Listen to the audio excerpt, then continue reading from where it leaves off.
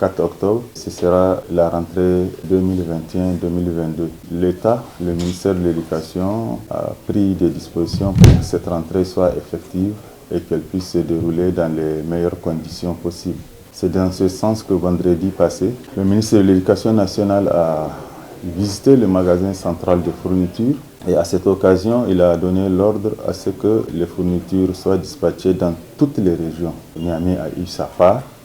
Après les fournitures qui sont avec nous déjà et qui sont en train d'être déposées et dispatchées partout où cela est nécessaire, il y a les affectations des enseignants. Il y a deux types d'affectations. Il y a les enseignants qui sont déjà dans la région, qui au cours des sessions des différentes commissions d'affectation sont bien répartis, et ceux que nous recevons sur le plan national. Ça aussi c'est fait depuis ce matin. Donc tous les enseignants sont affectés, en tout cas ceux qui ont demandé ou ceux qui remplissent les conditions. Troisième chose, l'objectif, bien sûr, c'est zéro paillote, mais cela va prendre encore un peu de temps et nous avons encore, pour cette rentrée, besoin de compléter avec des paillotes. Et cela a fait l'objet d'une réunion et nous avons exprimé les besoins urgents en paillotes pour qu'on commence à les confectionner.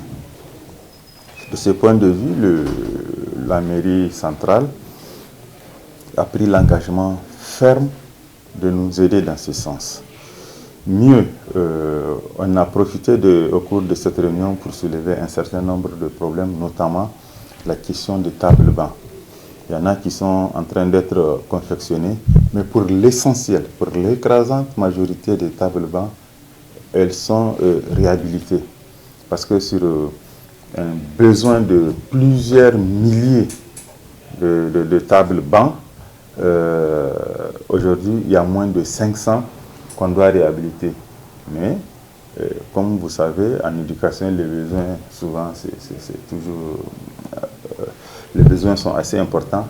On aura à confectionner de nouvelles tables-bancs. Et sur ce point, la mairie est en train de le faire. Sur l'ensemble de la région, aussi bien au niveau du primaire que du secondaire, nous aurons 335 981 élèves.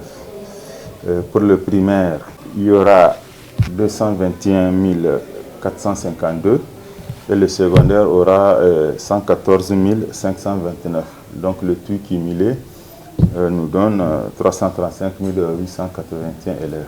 Nous avons un seul ministère, c'est la fusion du ministère des enseignements secondaires et celui des enseignements primaires. Donc, cela a nécessité un certain nombre de choses. Donc, on a mis ensemble tous les ordres d'enseignement de la base jusqu'au secondaire. Donc, du coup, on était obligé de nommer d'abord les directeurs régionaux, puis les départementaux. Et la nomination des différents inspecteurs est en train de suivre son cours. Mais chacun, en ce qui le concerne, est en train de s'atteler pour prendre attache avec qui de droit pour que le jour J, que les uns et les autres soient prêts. Mais pour l'essentiel, les gens sont déjà là, ils ont tenu leur commission vers la fin de l'année écoulée. Donc du coup, il n'y a pas de souci dans ce sens-là. Et les nouveaux promis sont en train de s'installer. Nous sommes installés, les DEDEN aussi, et ils vont à leur tour essayer de... Ils ont déjà commencé à travailler avec les différentes inspections. Donc à la rentrée, les gens vont, ceux qui sont organisés, ils peuvent commencer directement les cours. Maintenant, comme vous le savez, il y a que quelques petites contraintes qu'on serait obligé de régler petit à petit avec le temps.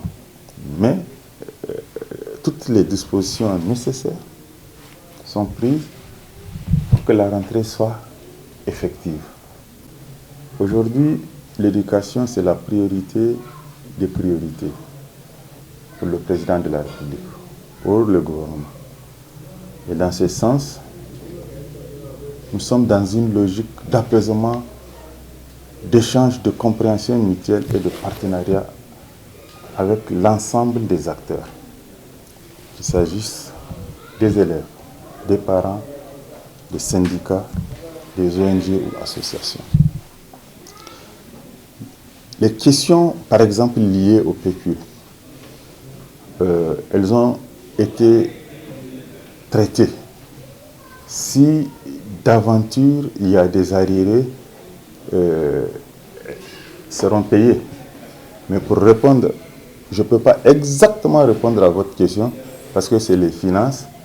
On verra où on en est et le moment venu, comme je vous ai dit, on aura l'occasion de nous rencontrer avec les syndicats, certainement qui poseront ce problème et on s'adressera à qui des droits, mais je pense d'ores et déjà, on n'a aucun obstacle pour faire une bonne rentrée. Ça, c'est des questions qui se discutent tout au long de l'année, de tout temps. Donc, à mon sens, aujourd'hui, ce n'est pas quelque chose qui est sur la table qui constitue un facteur de blocage.